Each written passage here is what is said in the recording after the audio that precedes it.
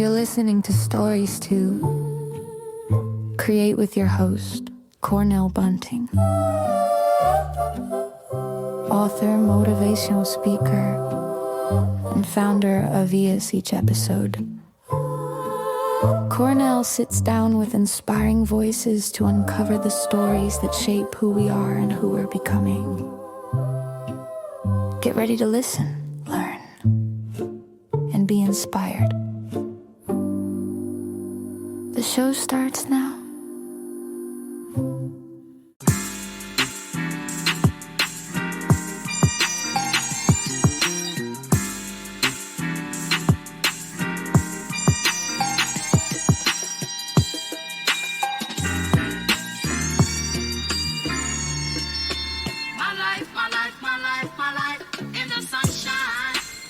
Yes, our guest today is a man of faith, the words without fear.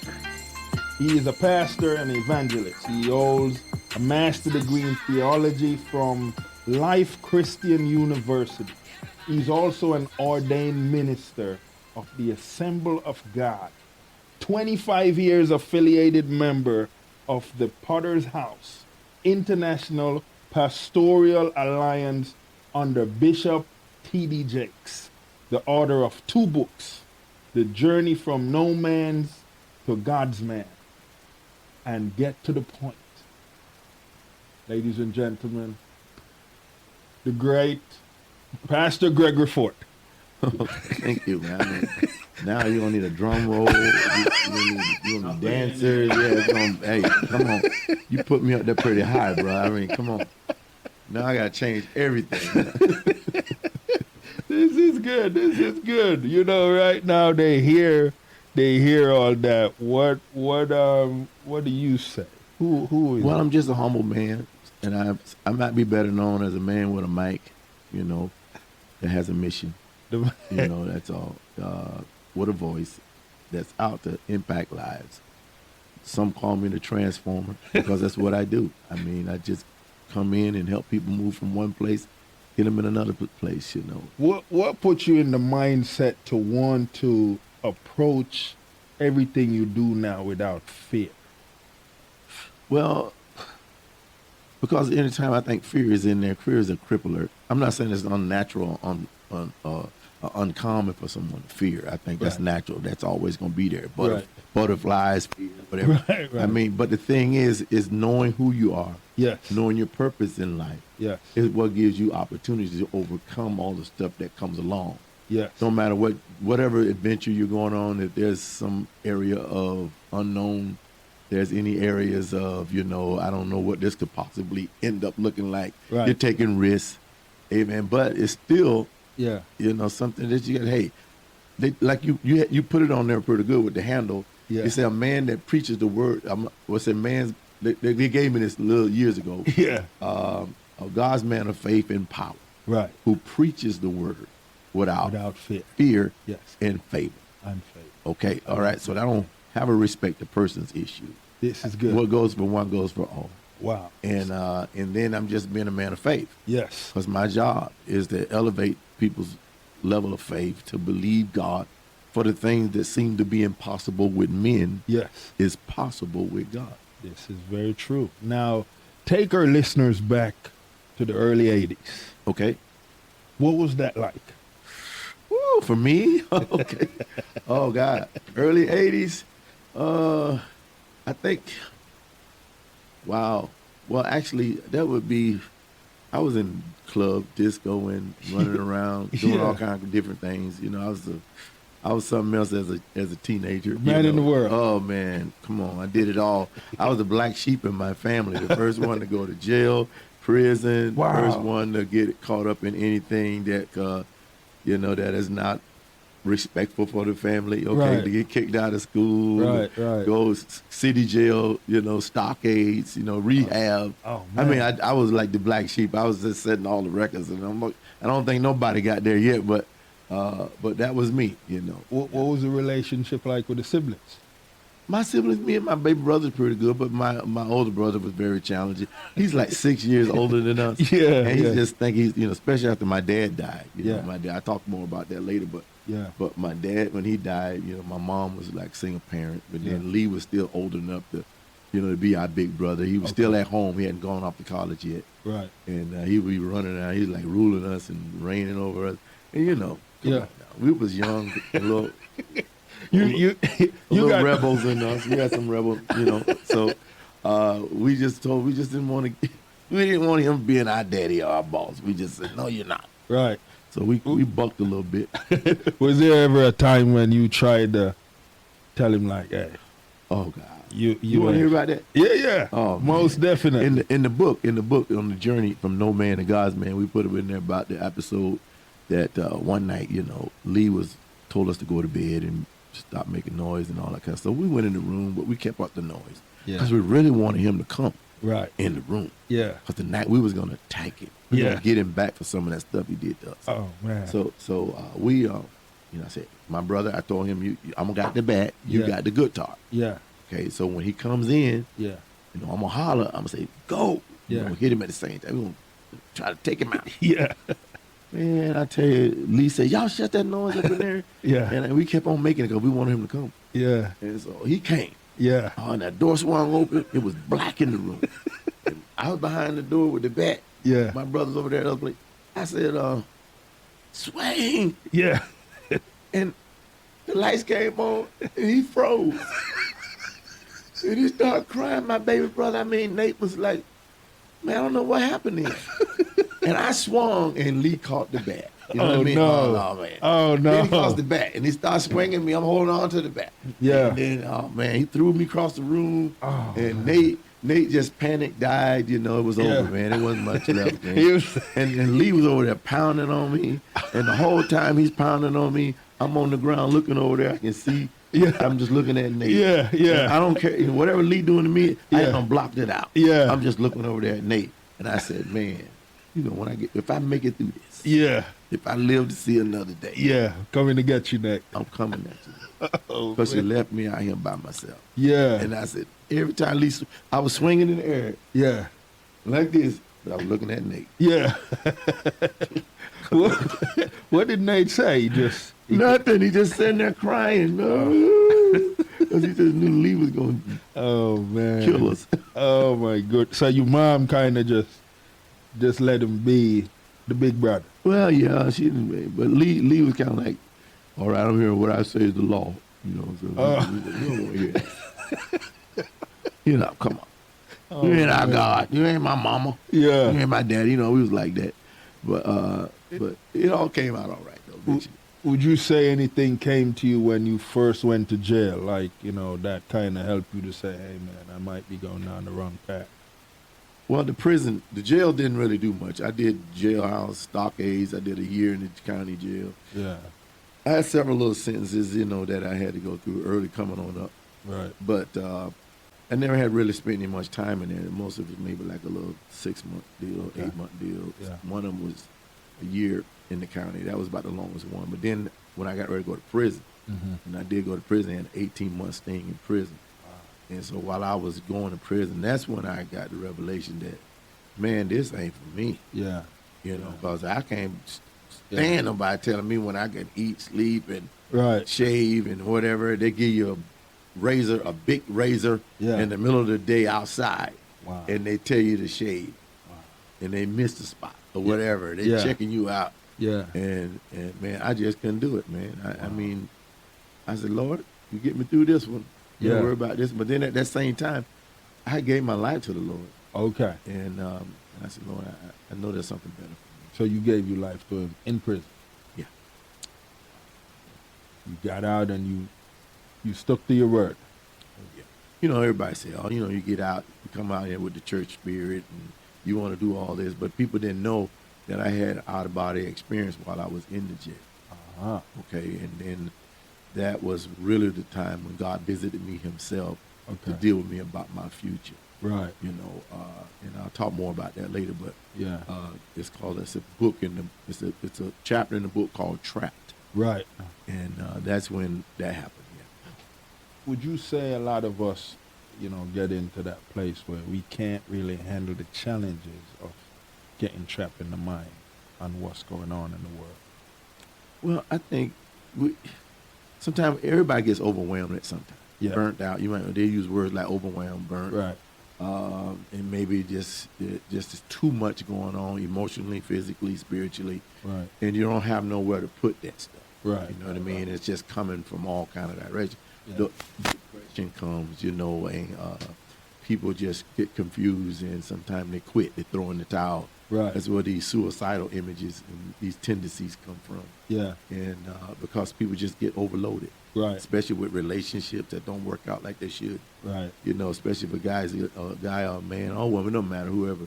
Yeah. Can really get pushed to the edge because whatever the dream or whatever they thought would take place. Right. Is not taking place. It's Right. totally opposite than what they actually envisioned. Yeah. And it turns into devastation. And if you can't handle that, you don't have a place to run to. Right. I've got people that you can talk to. Right. That can help you, stay focused, stay on track, stay in alignment. Right. This thing will tend to drive you and take you places that you can't afford to journey. Right. And so that's kind of like where I was. I thank God for the fact that He was always there. I grew up in a Christian home. Yeah. I had great people. My parents were great. Yeah. It's just that when my dad died, Right. and I experienced that, Yeah. I didn't know how it traumatized me. Oh, okay. See, I didn't know. See, I was 11 when my dad died. Wow. And he died right in front of me. Oh. And actually, he had a stroke 2 weeks prior. He was in the hospital for about 2 weeks. Yeah. So the doctors had figured out, hey, that there was nothing that they could do for him. I didn't know this until later, though. Oh, okay. That they could do for him. So they let him come home. Oh. So he wanted to come home. If he was going to die, if he was going to go, he wanted to come home. But we didn't know about that until later. Right. But he came home on a Monday night. He came home. He likes to watch Gunsmoke, old cowboy western. Oh, cowboys, watch, yeah. Miss Marsha Dillon and Yeah. Miss Kitty and Festus. Yeah. My dad loved that show. Man. So we all had to love it too, because we had to sit there and watch it with him. Right. So, and it was okay back then because you didn't know. Right. But what happened was, he said, "Greg, I'm ready to go to bed." So I was walking him to the room, sat him down on the bed, and he said, "Go get me a drink of water." Yeah. Because I'm going to take my medicine. I'm going to sleep. Right. He said, "Okay." So I walk out the room, and all of a sudden, I heard a bam, bam. I mean, like a real loud bang. My dad fell back in the bed. His feet came straight up, and it hit the little medicine table he had, right in front of him. Yeah. And it just, all the medicine went everywhere. Wow. And then I looked at him, and all of a sudden I went over there and I looked at his face. I came back in the room, and I looked at him. His eyes went back in his head. I mean, I'm like looking at all this. And I touched his stomach. I said, Dad, you all right? And my mom comes running in the room, and the thing comes out of her mouth. She said, Lord, not now. Yeah. Lord, please, not now. Yeah. Because, I guess she knew everything, but she didn't think it was going to be that quick. Right. And it's like that night, bam. That was it. Yes. Right on that bed. And I was there. I took off running. Yeah. Because I just took off running. I ran a little ways. Okay. Yeah. They had to come and find me and get me. And bring me man. back. You went in the neighborhood. Oh, yeah. I took off running because, whoa, this is different. Yeah. I ain't never been on nothing like this. But I didn't know from that time that it had triggered a lot of stuff in me. I became, now my mom, single parent. Now my brother Lee's trying to be my daddy. Yeah. And my mom marries another guy eventually in a couple of years. And then, and I don't see him as my dad. I just see him, some guy trying to take place of my dad. So I gave him hell, okay? Oh, man. Oh, man. No respect. No. You ain't my daddy. Yeah. You know what I mean? You know how it go. You know, kids, they get like that. You know, and that was me. Yeah. And I didn't want to know. I gave him hell. Man, I gave so much hell. My mom had to put me out at 15. I was 15 years ago. She put me out. He said, Edward came to me and said that it's either you, either me or Greg. Okay. Oh, wow. Because we can't live under the same roof together. Yeah. And I said, she chose Greg. She chose him. Because I don't pay no bills. Sorry, but I don't pay no bills. I'm 15 years old. Yeah. I was just raising hell, being a troublemaker, being rebellious. Right. And I was doing that. And she said, you got to go. And I said, okay. I just took off. Okay. But she didn't want to do that. Right. But but she says, hey, my husband just told me. Yeah. That, hey, you're standing in between him and our success in this marriage. I need to make a decision. Right. If it's going to be you or it's going to be me. Yeah. Who's she going to keep? Yeah. She said, Greg, you got to go. Wow. And I mean, at first it really hurt me. Like, it broke me down because my mom telling me, you can't come right here no more. Yeah. Whatever. But I was a bad kid. I was stealing from him. Okay. I was, going in, eating food. I was doing all kind of crazy. And I was out of place because I wasn't living my life. I was driven by the drugs. Right. Okay. I was at that time. I was on crack. Wow. And I was just out there just spudding, going from place to place. Man, I'm telling you how bad I was, man. On Mondays, I would be 145 pounds. Wow. Friday wet, 85. Wow. Yeah. So you were done with school by this time? Yeah. Or you were still kind of going to school? No, I was out of school by this time. So yeah, okay. This is more of my adulthood. Okay. Yeah. Wow. That's deep right there, man. So you definitely didn't get a chance to really tap into the younger self that wanted to. No, because really, like I said, at the age of 11 is when my dad died, and then I started hanging out with guys who were 10 and 15 years older than me. Oh, okay. They're the ones who trained me how to freebase, how to do drugs, how to do all this. I mean, even be in relationship with women 10 and 12 years older than me. I'm serious, man. I was out there in the run. I was way above my time. Before I was 20, I thought they did everything a guy before you got to 20, 50 years old. Oh, man. Yeah, because the guys I was with. Yeah. I was just like fast track to whatever. Wow. And I got in that environment, got around those guys, just, and it just didn't work out. That's how I went down the wrong road, got in the wrong place. I sung top 40, I sung in a funk band. Yeah. We did different kind of acts and groups. We were more like the Commodores or Ohio players. Okay. We did stage performances, concerts, outdoor, indoor. Wow. Go to Big Daddy lounges every now and then and do a gig or two. Yeah. But no, we was like that because back in that time, that's when the funk bands and the, Commodores and everybody, everybody had big band stuff. Belfort Pants was in them. Yeah. And then the stage, you had to have a show. You just weren't going to be a band. Right. You had to be able to sing and you had to be able to put on the show. Wow. Yeah. So the Froby was going as well too, huh? I didn't have actually a big fro. I just had some S's. S's. Okay. S curve. Wow. I do mine, just wet them up and. Yeah, there you go. Yeah, keep it live. You know what I mean? Keep it live. Yeah, I mean, hey, come on. Because I was in most of the groups I was in, I did lead singing. Okay. And I played keyboard. Oh, okay. And back in the day, it was like, I'm your boogie man, all that kind of stuff like that. Yeah. KC Sunshine Band, Ohio Players, Funkadelic, yeah. The OJs, Temptations, I mean, all the stuff. We did it all. Wow. Earth, Wind, and Fire. Earth, Wind, we did it all. Which is back in the day, that's still one of my favorite groups. Yeah. Hear them. Oh, man. So now you out of prison, you decide you're walking with God now. How challenging was that? A lot of people didn't believe it. My first challenge was when I got out of prison and went back home. Yeah. Nobody thought that Greg was going to ever pass this test. Yeah. Okay? Yeah. Because they thought I was just doing what other guys do sometimes. They come out, they all spiritual, all ready to go. Right. And then 6 months later, they're back out on the streets. They're doing what they always done. Yeah. They betted on me for a year. Okay. That they figured like, hey, 6 months, he's going to be right back doing it. They brought me packages. They wanted me to get in there and just collect money and all that. I said, no, I'm starting from ground zero. Yeah. I went to a rooming house, stayed with a woman at the rooming house. Okay. An older couple who had a room house. They used to rent out rooms. Yeah. And then I had a bicycle. Okay. Okay. I rode to church with that bicycle. I rode to work with that bicycle. Nice. And my first 2 suits were from the thrift store. And I had to go in there and buy them suits and just clean them and wear them and all my other stuff because I just didn't want to go back out there. I'd rather start from ground zero. So I started working, actually 2 jobs. I was working at the Clark restaurant and Perkins restaurant. I was a short order cook. I was the best in short order. Yeah. Oh yeah. Wow. Doing anything. I ran the line. I was like the man that ran the line on both restaurants. Knock out a meal in 15 minutes. 15. in the egg mill, you got 15 minutes to do that, man. You gotta go, man. You are the job. Yeah, you out of job, man. I need you to be able to make sure this breakfast is up and quick. Yeah. Okay, because eggs don't take that long. Right. If you got your hash brown and your bacon and all that stuff already pre-cooked. Yeah. You just go ahead on them, slap them up there, put them placed together, Yeah. put them up in that window, start pulling tickets. Wow.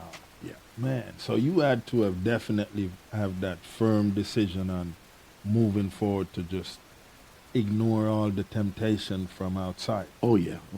And that's not easy. Yeah. Because especially, but the only thing that made it easy for me, I was truly saved. Yeah. Okay, I truly didn't want to go back to that world. Right. And then it's like God, when he delivered me that day in that hospital, in that hotel, in that jail, he took that desire and that taste out of me. Like that. That's the greatest power, everything that could ever happen was him breaking that chain off of me. I had, from that day that I gave my life to Christ, I had no desire to smoke. You could smoke it in front of me, and it wouldn't faze me. You can do whatever you did. It wouldn't faze me because I had made up my mind. I gave God my word. Wow. I made a vow. That was beautiful. And I wasn't turning back. Now, when did you decide, I want to work in this type of business? I didn't really decide it. I think that it was a part of the call. Okay. If you go back and look at the chapter called Trap, right? You see, it was just a little brief segment here, because I want you to get the book. Praise God. Yes. Yes. Yeah, I want you to get the book. Yes. But in the book, in the chapter called Trap, yeah. It was the middle of the day, and I thought it was chow time for lunch or whatever, but it wasn't. So I went and asked the guy, what time and how far away from chow? He said, probably another hour or so. He says, so I went and laid back down in the bunk. Back then, there was single bunks. Right. You stayed by yourself. Yeah. And so I went and laid in the bunk, and I was just laid there. I wasn't trying to go to sleep, but I think I found myself dozing off. Right. And then the next thing I know, I'm right. I'm like, I thought I was maybe dreaming this, but I'm right in the projects where I used to hang out at. Wow. The apartment complex. Yeah. I was looking just like I looked when I was on the streets. Right. I was, like I told you earlier, man, I was so small, I had to take, I was wearing 28 in the waist pants. What? Wow. Right then, okay. Little man. Yeah, I was wearing 28 pants, but guess what? Even I was so little that I had to take a string and put in the first loop over here where you put your belt through. Right. From there, and pull it to the other side, and then tie it together in order to hold my pants up. Wow. And that's how I had to do it. I was that skinny. Yeah. My mom called me Walking Dead. Yeah. Wow. Boy, you the Walking Dead. Look at you. Yeah. And I was like, I didn't care. My lips burnt, hair nappy, smelly. Yeah. I was out there, and I went out. When in this dream, I saw myself out there with a hat, with a hat on, with no T-shirt on, just a skeleton walking through the neighborhood in shorts and dirty. Yeah. And I'm sitting there, and I'm watching this group of people outside. It was like a church, right, with no walls. Yeah. They had a guy at a podium up front, and all these people sitting there looking up at this guy in the outside parking lot. And so I'm standing there leaning on the car, just looking over at them. Yeah. And this lady in the group, we looked at each other, stared each other down for about 10 seconds.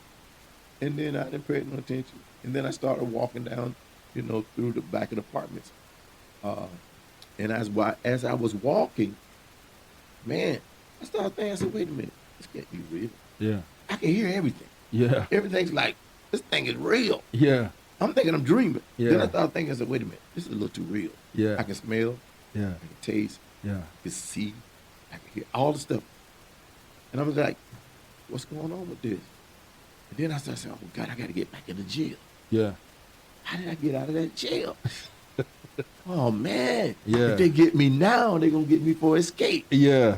Oh, man. Oh, man, I'm going to jail for a lifetime. And I'm trying to figure out how I got out, and I'm trying to figure out how I can get back in. Wow. Whoa, this is heavy. Yeah. And I'm like, man, how did I get out? I'm trying to figure out how I got out. So I'm trying to figure out how I can get back in, because I know they're going to have count in a minute, and they're going to hit you child. And I'm like freaking out, and all of a sudden, I'm hiding. I'm down, because I know they're riding through the city looking for me, hey, man, as an escapee from the jail. Right. I'm like sitting there all of a sudden, like freaking out. And then I'm like, oh, God, what I'm going to do? And I'm like, a fear hit me showing up then. Yeah. So I'm like going through, And then all of a sudden, you know, I get this tug. Yeah. Ford, wake up. It's chow time. Oh, man. Wow. And I get pulled on again. And they say, you okay? Yeah. Come to find out, they were sitting in the room waiting on me to come out of there for a little while. And the jailers came in, some of the inmates looking all in the door, but they thought maybe I died or something there. Oh, and they was coming in and check it out. And they came and get me. I mean, they woke me up. I was sweating like I was in a shower. Wow. My eyes were big as golf balls. Yeah. You hear me? Bigger than golf balls. They'd be like softballs. Yeah. Man, and then he says, and then I get up and I say, oh, God, you talking about somebody glad to be in jail? Yeah. Because I was trying to get back in, but I didn't know how I got out. Right. And then so when I got out, I'm trying to get back in. I find out when this guy shakes me. I look up, and my eyes like this, and I'm sweating like crazy. And they ask, you okay, Ford? Come on, we out here waiting on you. It's chow time. Yeah. Because they can't do the count till I'm in place. Right. And so when they did that, I mean, and I said, okay, I'm all right. I got up. I got on the floor. First thing I did before I left out there, I kissed the floor. I kissed the walls. And they thought I was losing my mind. Yeah. But they didn't know where I had been. Yeah. So I went and sat down. They said, come sit down. They fussed me out. And then I said, because back then they had phones inside the blocks. Oh, okay. So we was able to go right after that. I didn't even want to eat. I just want to go call my mom. Yeah. Because I know Nancy, she don't answer my calls anyway. But I had to talk to her because of what had just happened. Right. I called her and talked with her. And she answered the phone. And then she was kind of saying, what's wrong with you? She thought something had happened to me. Because I was like hysterical. I was like, what's going on? And then she says, Greg, what's going on? I told her what happened, what I saw, what I went through. And while I was telling her the story, the lady that looked at me, I kind of remember who she was and looked like an aunt that had died. Yeah. And he said, well, did she say anything to you? My mom said that. I said, no. I said, because she said, that's a good thing. And she ain't say nothing to because you ain't got no business talking to the dead. Yeah. Oh, wow. Yeah. I said, okay, no, I didn't talk. We didn't talk. We just looked at each other. And then I just realized who that was. And she said, well, what she was in the vision was God was showing you that if you went back to that old life again, you were going to die in that. Yeah. She was a symbol of death. That's all she was. He said, but the trap was God was letting you know how much power he has over your life. Yeah. And he was waiting on a decision from you today, right now. Because he's saying if you go back to the old life, you're going to die in it. Yeah. That's the message from that. He said, but he's letting you know how much power he has over your life. Because he has the power to take you from one world and move you to another. To another world. That's whenever beautiful. he wants to. That is beautiful. Now, the day when you got ordained as a minister, what was that like for you? It was an accomplishment for me. I felt like, hey, man, I did something because guess what? I didn't finish college. Yeah. Okay, because I got kicked out of college. Because I got arrested while I was up there. Then I had to come all the way back from Tampa to Naples. Right. And I got back in the same environment, got around wrong people. But once I had got that degree, and once I got my bachelor's, and then I moved on from bachelor's to master's. Yeah. And then all these things happened, and I felt like I accomplished something. Wow. You know what I mean? Even though I have been trained and received a lot of teaching from, my teachers down through the years, instructors down through the years, but I never did get to the plateau or the level of the diplomacy or the degrees. Yeah. So I wanted to do that. Wow. And when I did that, man, that was major. Now you got in contact with the Potter's House. How'd you get in with that ministry? Well, Bishop Jakes was kind of like just springing out at this time. This is the early 80s. Yeah. I mean, now this is early 90s. Okay. Okay, he started coming out, started preaching different places and going around. I just loved Bishop Jakes, what he had brought to the table. Yeah. And I started going to his conferences and stuff. Okay. And then one time he was like independent, and he was doing the crusades in different places. I sat down at a hotel. We actually stayed in the same hotel. Wow. He stayed in. Yeah. And his mom and everybody. So one day I'm sitting out there at the pool, and here's his mom out there sitting by the pool, and his brother and his sister. And we sat down, I started talking to her, and she sits down and she gives me the spiel on Bishop Jakes. Yeah. Because I'm asking questions. Right. Because I want to know. Yeah. Because you can't get to that level just being routine. Right. Calm and yeah. No. So she told me everything about him when he was a child, how he went, how diligent he was about his studies and stuff on that level. And she just opened him up to me and let me know that, hey, a lot of his teaching was, he didn't play basketball and out there with the other guys. He was under the lights at night, candle lights, reading books, studying, right. Preparing for his destiny. Yeah. And a lot of it, he was self-taught. Wow. Some of that was, she was telling me that. And so that kind of gave me energy to say, hey, man, God can do it for him, he can do it for me. Yeah. And I just got up under that. And one thing about him, he was never a person that wanted to keep everything for him. Yeah. He was a giver. Yeah. He was a feeder. And he's still a giver and a feeder. Right. And because he want to help us get to where we need to be. Amen. And knowing that everybody else telling us how we got to do it, we need to get the information from people who care. Right. And he was, every time we get with him, you can't get to be around him and don't grow. Right. Right. And I mean, you could say the same for you as well, because you give a lot in the community now as well. Well, I love doing it because we was raised that way. And I told the church the other day, my mom will put us out of our bedroom in a minute, to make room for a family that's in distress. Yeah. Sleeping on the floor in the front room in front of the TV was a strange place for us. Wow. Even though we had a room, but she would be using it and ending it out for people that was going through some type of, episode or some different event, that wasn't good or safe for them. And she would take them in and help them. Sometimes it'd be a woman and a child, sometimes a woman and 2 kids, or sometimes it'd just be different kind of scenarios. But my mom was like that. And she trained us, raised us to be helpers. Right. Yeah, to help people in distress. Because you never know when your time will come. Right. This is very true. Yeah. Now, for people that always get to a point where they get successful and they leave the projects because they don't want no part of that no more,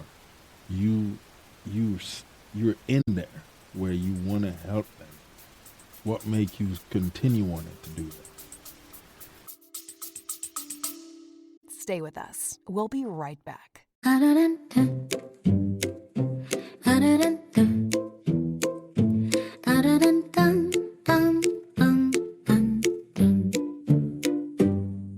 Every young person carries a story of hope, of struggle, of dreams waiting to rise. But in too many underserved communities, those stories go unheard. At ease, Inc. Everyone has a story. We believe every voice deserves a chance through mentorship, empowering programs, and storytelling workshops. We help youth discover their purpose, strengthen their mindset, and build a future they can be proud of. From classrooms in Jamaica to communities across Southwest Florida, EHAS is changing lives, one story at a time. but we can't do it alone. Join us, become a mentor, volunteer, donate, help us fuel the next generation of leaders, creators, and change makers. Visit EHAS.org today, because when you help a young person share their story, you help them change their world.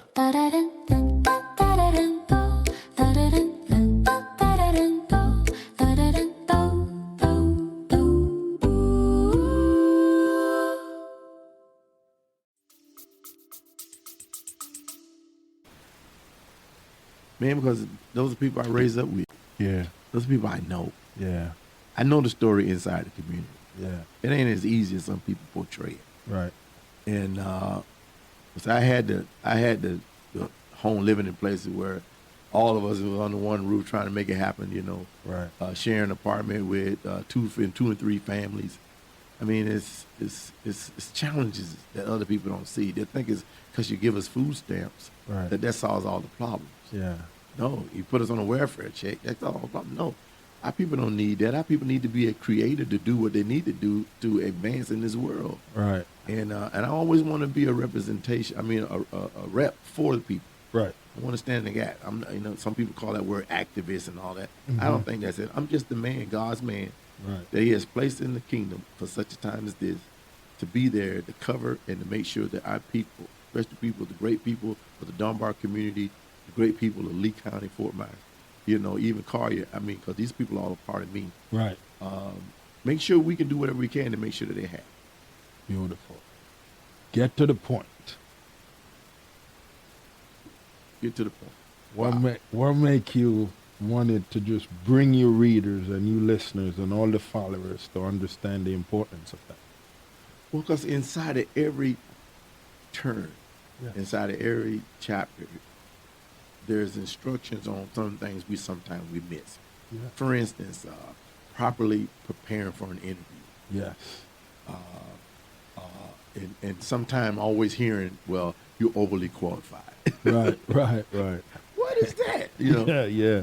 If I'm overly qualified, that should tell me I should get the job, right? Right. But why not? So we have to talk about, all right, what is our weaknesses? What is our flaws? Yeah. What is our strengths? Right. Everything we need to know about ourselves. What do I need to work on? Right. Because some people are good conversationists.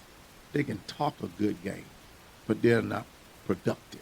Right. They're not finishers. Yes. Okay? They can give you good ideas, but they can't bring that ideal into fruition, you know, to where it manifests and becomes something that we say you have done well. Yeah. Now, that's where we need mentors. That's where we need coaches. Mm-hmm. Then the book, Get to the Point, covers those areas. Because a lot of us have potential. Right. Got a lot of gifts in us. But if they're not nurtured properly, they're not around the right kind of people who can bring out the best in you. Come on. And it put a demand on you to become what God has called you to be. I like that. Because if you continue to do what you've always done, you're going to always have what you always had. But if you want to go somewhere you've never been, you got to do something you never done. Ooh, I like that. That's powerful there. Yeah. Now, a lot of people they've always misunderstood the term seed planting on a rock or on the soil. They never fully understood what that's saying. What would you say to them on that? Well, soil is important. Yes. You know, if you go throughout the Bible, there's the story about the seed and the sower. Right. Where it talks about the wayside ground. Right. And then you got the thorns. Yes. Then you got the thickles. Okay. Right. Okay. And then you got the good ground.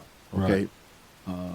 So all these different grounds deals with souls. Yes. People. Yes. Different kind of people that the word will find itself being sown into. Right. Some people grab the word and they use it as correction and instructions for wisdom and understanding. Some people hear the word, you're like you're bashing them. Right. You just like it's bringing all my thoughts out. That's not really giving me no answers. It's just pointing out my issues. Right. Some people read that Bible and sometimes if they let it work like it's supposed to work and let it do what's supposed to, it'll transform them. But they got to be willing to submit. Because I haven't wrote this book yet, but it's a statement I use all the time. But it's called Only Dead Men See God.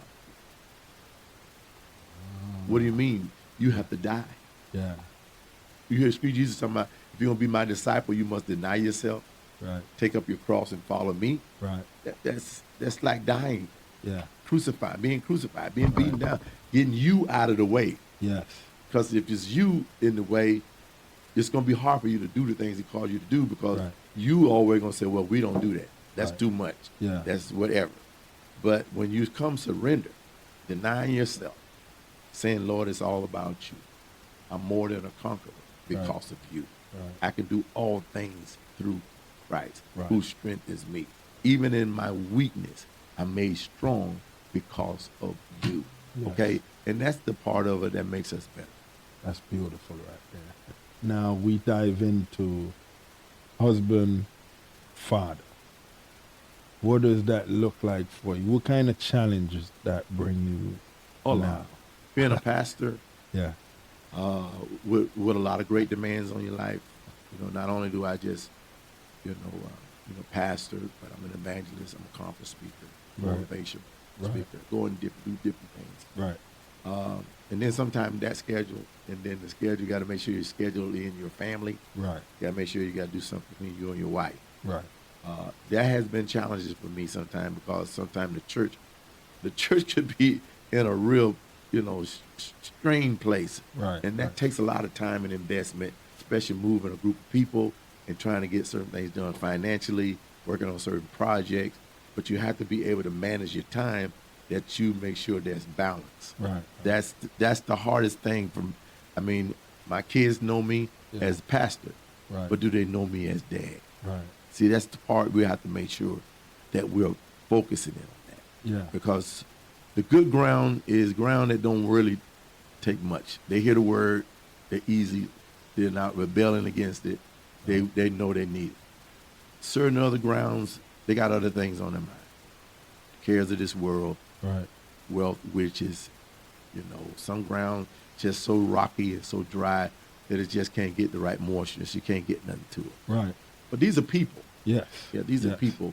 And if I want to just say real short, because in Matthew, I think it was Matthew 7, where we was talking about in church the other day about the rock and the sand. Mm-hmm. People that sold their house or built their house on rock. Right. When the wind came and the storm came and the floods came, that house stood. Right. Because it was built on a rock. Yeah. One built a house on the sand. Was washed away because it didn't have no foundation. Right. Right. And that's where you want to talk to people about who makes it in this life. Mm-hmm. Are those sometimes who have found out that they have to be standing on something stronger than themselves. Right.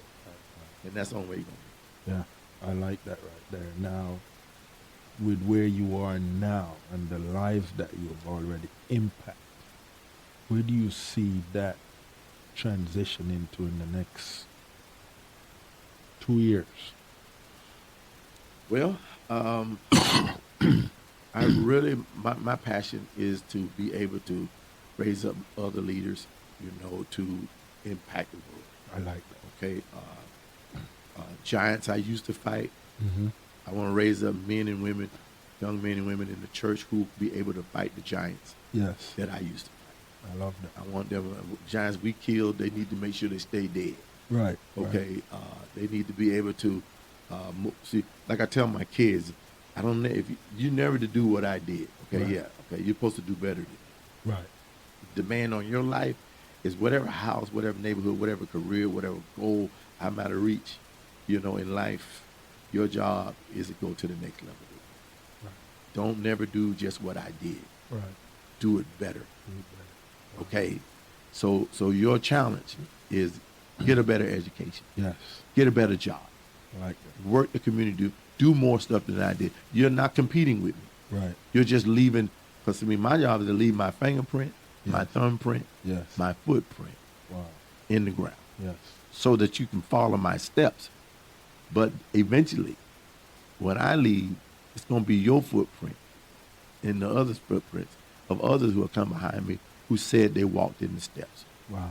Because Jesus' disciples did not create their own footsteps. They walked in his steps. They walked in his steps. Okay? Wow. Yeah. And then once they walked in his steps, they were able to leave legacy. Right.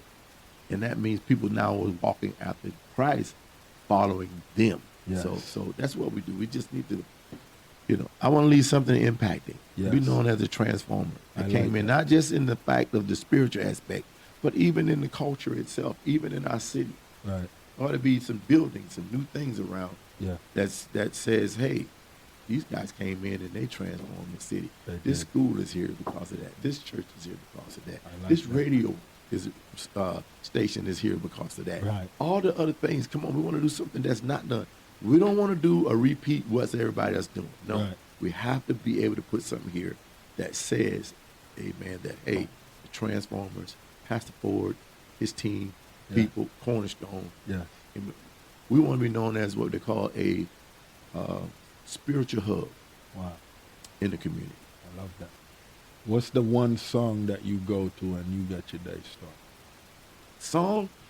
Oh, man. I love songs. Now you talking about songs like the singing song? Yeah. Okay. Sometimes you say songs to a preacher, you go into PSAL. Okay. Yeah.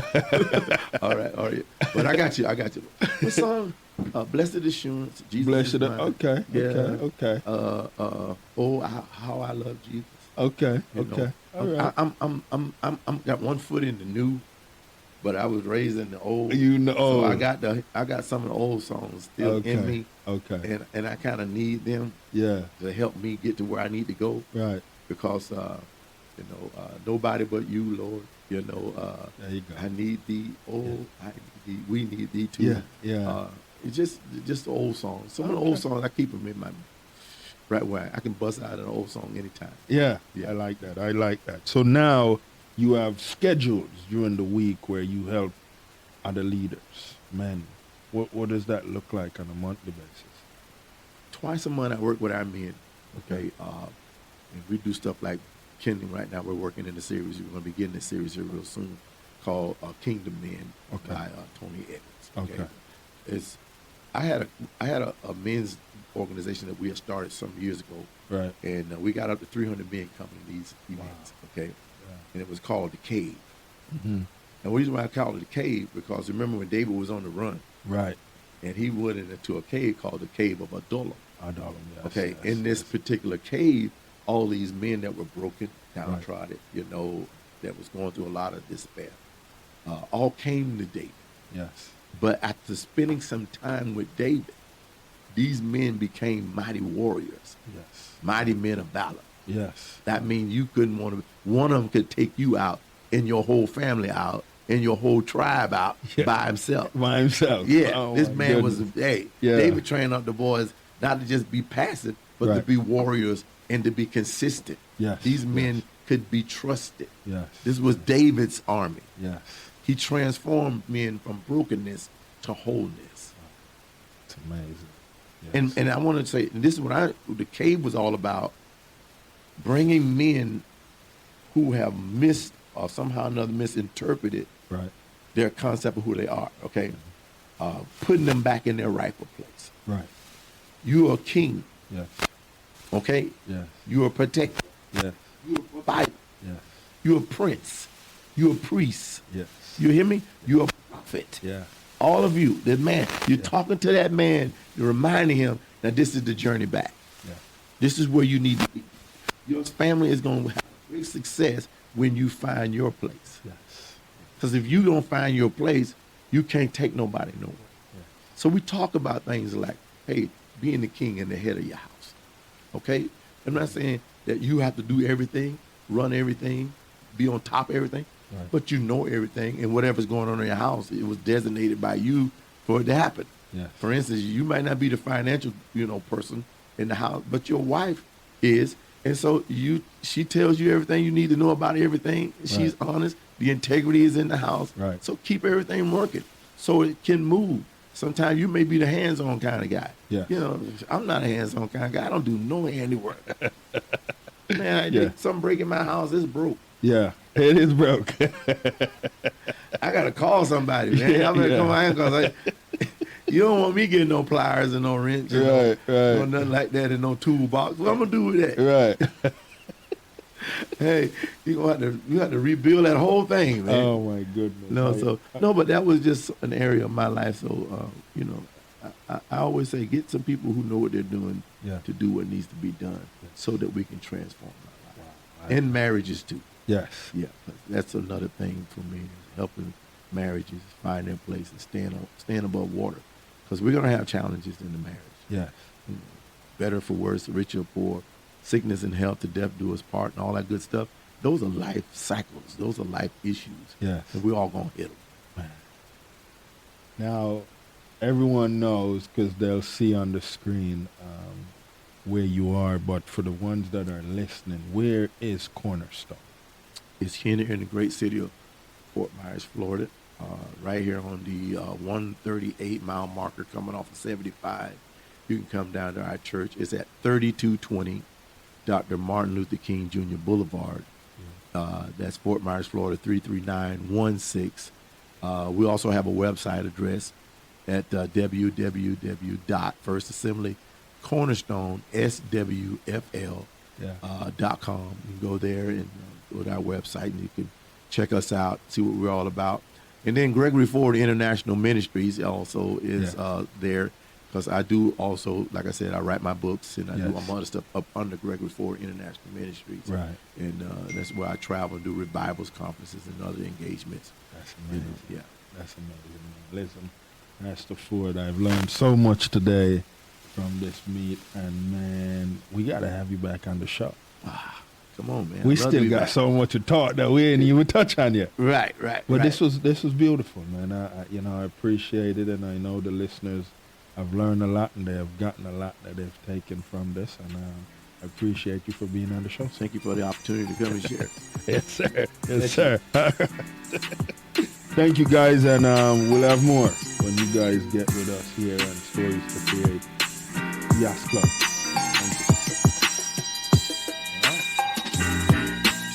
That was beautiful, man. That was beautiful. My life, my life, my life, my life in the sunshine. Everybody loves the sunshine. Sunshine. Everybody loves the sunshine.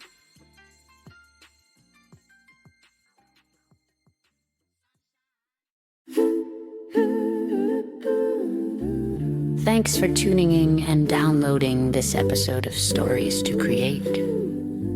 We appreciate you being part of this growing community of storytellers and listeners.